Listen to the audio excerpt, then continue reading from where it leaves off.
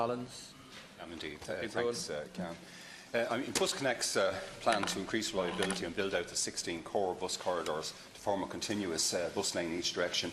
In principle, it's a laudable aim, but the proposed interchanges or breaking of journeys on long-established routes direct to Dublin city centre, it poses absolutely insuperable problems, Cian Corla, for many of my constituents.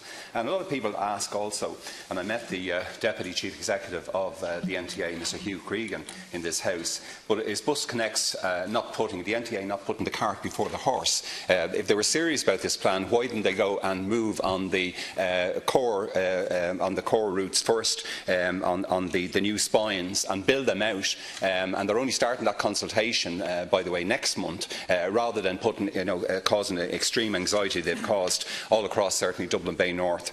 My constituents in Howth Sutton, Bayside, Raheny, they're desolate and very upset at the proposed changes to the 31, the A and B, and the 32.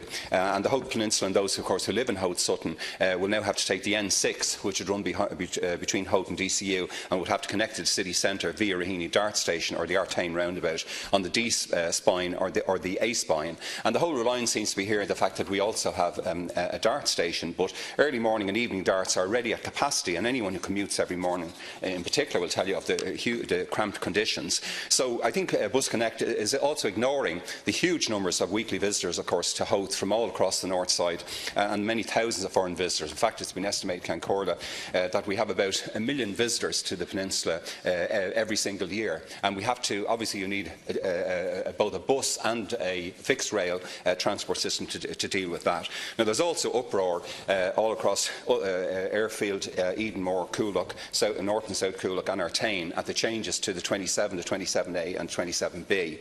And the 27A, of course, will not have a direct route any longer to the city centre for residents of London Drive through to Edenmore and onto Artane.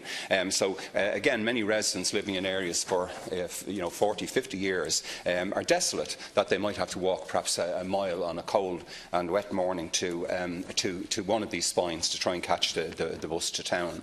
And there was absolute uproar among commuters, I think, in Artane, Beaumont, Airfield and Edenmore at a meeting I attended organised by my colleague Councillor Paddy Burke in the Artane Beaumont Centre, where a lot of people said, the older speakers thought perhaps BusConnects was a plot to get older people with bus passes off the buses because they couldn't see any other sense in it. So I do feel that the other thing that's been totally ignored, of course, in all the documents, we received a lot of documentation, Cian Corla, with huge files on this, but there's no disability impact assessment, there's no mention of universal design, and these are fatal flaws. So I think Ms Graham and Mr Cregan and the rest of the NTA, they should go back to the drawing board on this. Thanks, Cian.